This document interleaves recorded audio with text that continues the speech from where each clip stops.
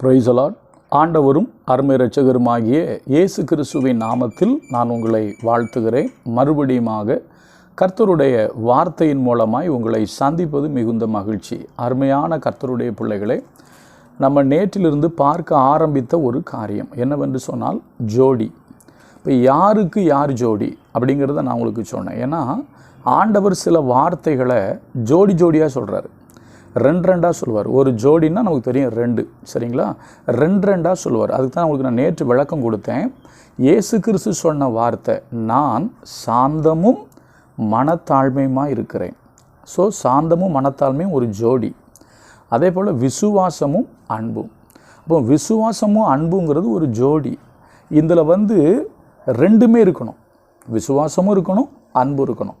இன்றைக்கு அந்த விசுவாசத்துக்கு இன்னொரு ஜோடி இருக்குது. அந்த விசுவாசத்தோடு இது சேரணும். இந்த ஜோடி இருந்தால் தான் அது நமக்கு ஆசீர்வாதமாக இருக்கும். ஏன்னா ஆண்டவர் நோவாவின் நாட்களில் ஜோடி ஜோடியாக பேழைக்குள் மிருகங்களையும் எல்லாவற்றையும் உள்ளே கொண்டதுக்கு என்ன காரணம், உயிரினங்களை உள்ளே கொண்டதுக்கு என்ன காரணம்னா ஜோடி ஜோடியாக இருந்தால் தான் அவைகள் பெருகும் அப்படின்னு சொல்லி சொன்னார். அப்போ அதே போல் பவுல் சொன்னதை நேற்று நான் உங்களுக்கு சொன்னேன். எனக்கிட்ட மலைகளை பேர்க்கத்தக்க விசுவாசம் எனக்கு இருந்தாலும் அது கூட அன்பு இல்லைன்னா எனக்கு பிரயோஜனம் இல்லை அப்படின்னாரு. அப்போது இந்த ரெண்டும் ஒரு ஜோடி.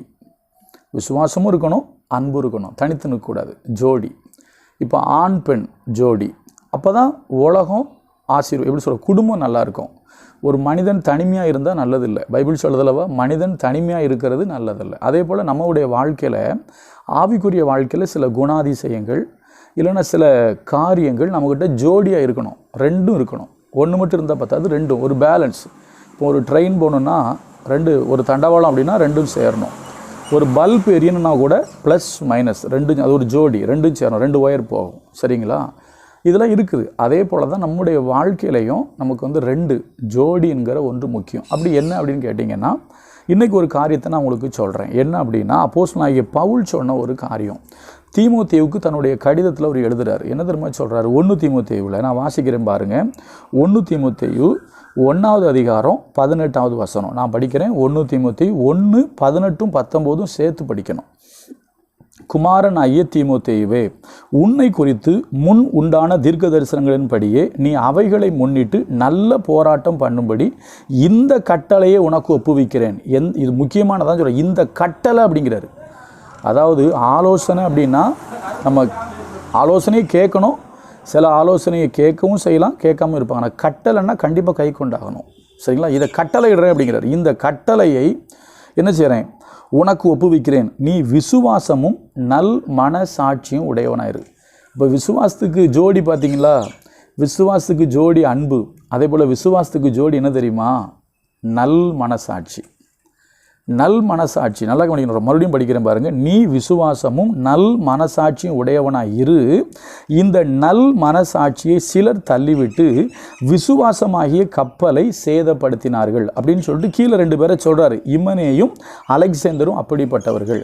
அப்போ என்ன அர்த்தம்னா, உனக்கு விசுவாசமும் இருக்கணும், நல் மனசாட்சியும் இருக்கணும். 2 ஒரு ஜோடி. விசுவாசம், நல் மனசாட்சி.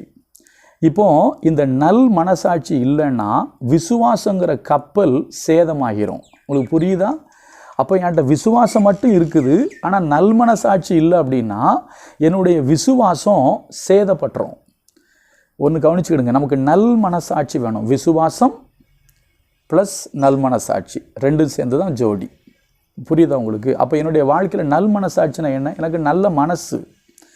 இன்னும் சொல்லப்போனால் தேவனை குறித்து நல்மனசாட்சி. அப்போஸ்தலனாகிய பேதுரு தன்னுடைய நிருபத்தில் எழுதுகிறார். என்ன எழுதுகிறாரு? ஞானஸ்நானத்தை பற்றி அவர் சொல்லும்போது சொல்கிறாரு. நான் படிக்கிறேன் பாருங்கள். 1 பேதுரு 3:21 சொல்கிறாரு, அதற்கு ஒப்பனையான ஞானஸ்நானமானது மாம்ச அழுக்கை நீக்குதலாக இராமல் தேவனை பற்றும் நல் மனசாட்சியின் உடன்படிக்கையாக இருந்து இப்பொழுது நம்மையும் இயேசு கிறிஸ்துவினுடைய உயிர்த்தெழுதலினால் ரட்சிக்கிறது. அப்போ ஞானஸ்நானம் என்பது இயேசு கிறிஸ்துவை பற்றி, தேவனை பற்றி நல் மனசாட்சி. நான் அதை ரொம்ப எளிமையாக சொல்கிறேன். ஆண்டவரை குறித்து உங்களுக்கு நல் மனசு. அவர் மேலே எந்த தப்பான அபிப்பிராயமும் எனக்கு இல்லை. அது எப்படி தெரியுமா சொல்லணும்? எனக்கு அவர் மேலே கோபம் இல்லை, எனக்கு அவர் மேலே வருத்தம் இல்லை, என் வாழ்க்கையில் ஏன் இப்படி நடந்துச்சுன்னு சொல்லி எனக்கு ஆண்டவர் மேலே என்ன இல்லை, சங்கடம் இல்லை. நான் ஆண்டவருக்கு விரோதமாக முறுமுறுக்க மாட்டேன், ஆண்டவரை பரிச்சு பார்க்க மாட்டேன். என்ன நடந்தாலும், அதாவது யோபு சொன்னார்ல, கர்த்தர் கொடுத்தார், கர்த்தர் எடுத்தார், கர்த்தருடைய நாமத்துக்கு ஸ்தோத்திரம்.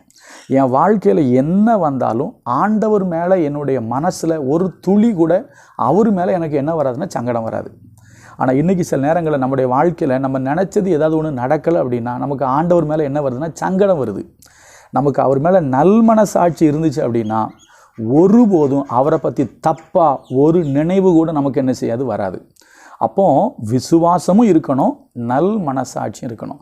அடுத்தது நல் மனசாட்சியை இப்படின்னு சொல்லணும், விசுவாசமும் இருக்கணும், நல்ல கேரக்டர் இருக்கணும். நல் மனசாட்சி உள்ளவங்க நல்ல கேரக்டரை வெளிப்படுத்துவாங்க. நம்மக்கிட்ட இது இருக்குதா? இது ஒரு ஜோடி. இது இருந்தால் தான் நம்முடைய ஆவிக்குரிய வாழ்க்கையில் வளர முடியும்.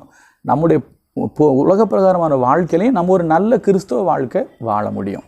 கொஞ்சம் யோசிங்க. நீங்கள் விசுவாசமும் நல்மனசாட்சியும் உள்ளவங்களாக இருங்க. ஏன்னா விசுவாசமும் நல்மனசாட்சியும் ஒரு ஜோடி. அப்போ இதில் யாருக்கு யார் ஜோடி? விசுவாசத்துக்கு நல்மனசாட்சி ஜோடி. சரியா? அப்போ இந்த ஜோடி நம்மக்கிட்ட இருந்தால் தான் நம்ம வாழ்க்கை ஆசீர்வதிக்கப்படும். உங்ககிட்ட இருக்கான்னு பாருங்கள். ஆண்டவரை குறித்து குறை சொல்லக்கூடாது, என்ன வந்தாலும் முறுமுறுக்கக்கூடாது. ஏன் ஆண்டவர் இப்படி